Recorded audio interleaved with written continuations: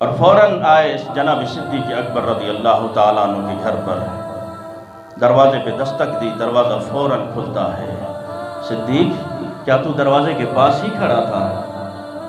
عرض کی یا رسول اللہ، جس دن سے آپ نے فرمایا تھا کہ اے صدیق ایک رات آئے گی کہ ہم نے یہاں سے ہجرت کرنی ہوگی، میں تیرے دروازے پر آؤں گا، اس رات سے یا رسول اللہ صدیق سویا نہیں ہے۔ اس رات سے صدیق سویا نہیں ہے۔ کہیں ایسا نہ ہو کہ رسول اللہ گھر پہ تشریف لے آئیں، دروازے پہ دستک دیتے رہیں اور صدیق سویا رہے، بے ادبی نہ ہو جائے۔ یا رسول اللہ اس رات سے کھڑے ہو کر ساری رات انتظار کرتا ہوں، کہیں آج کی رات تو نہیں کہ یہاں سے ہم ہجرت کر کے چلے جائیں گے۔ اللہ اکبر۔ سفر شروع ہو جاتا ہے۔ مکہ المکرمہ سے 3 میل کے فاصلے پر غار ثور ہے۔ رسول اکرم صلی اللہ تعالیٰ علیہ وسلم اپنے یار غار جناب صدیق اکبر رضی اللہ تعالیٰ عنہ کے ساتھ سفر پہ جب روانہ ہو جاتے ہیں، صدیق اکبر کبھی آگے چلتے ہیں، کبھی پیچھے چلتے ہیں، کبھی دائیں چلتے ہیں، کبھی بائیں چلتے ہیں۔ میرے آقا نے فرمایا صدیق یہ کیا کر رہے ہو؟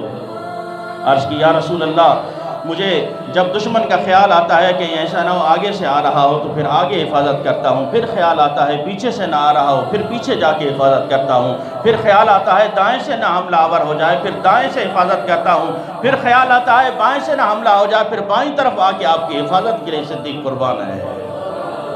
یا رسول اللہ آپ کی حفاظت کے لیے صدیق قربان ہے، آپ کی جان مال عزت کی حفاظت کے لیے صدیق قربان ہے۔ اور پتہ ہے صدیق اکبر رضی اللہ تعالیٰ عنہ جیسا بہادر کون ہے؟ خود حضرت علی شیر خدا رضی اللہ تعالیٰ عنہ نے ایک مرتبہ لوگوں سے پوچھا بتاؤ لوگوں تم میں سب سے زیادہ بہادر کون ہے؟ صحابہ نے عرض کی کہ آپ ہی سب سے زیادہ بہادر ہیں۔ حضرت علی شیر خدا رضی اللہ تعالیٰ عنہ فرماتے نہیں، سب سے زیادہ بہادر جناب صدیق اکبر رضی اللہ تعالیٰ عنہ ہیں۔ وہ کیسے کہ جنگ بدر کے موقع پر خود حضرت علی فرما رہے ہیں، جنگ بدر کے موقع پر جب رسول اللہ صلی اللہ تعالیٰ علیہ وسلم نے فرمایا کون ہے جو میرے خیمے کی حفاظت کرے، 313 صحابہ کرام موجود تھے، سارے خاموش تھے، سب سے پہلے جو آواز لگائی اور تلوار میان سے نکال کر صدیق اکبر نے عرض کی یا رسول اللہ یہ صدیق حاضر ہے آپ کے خیمے کی حفاظت کے لیے۔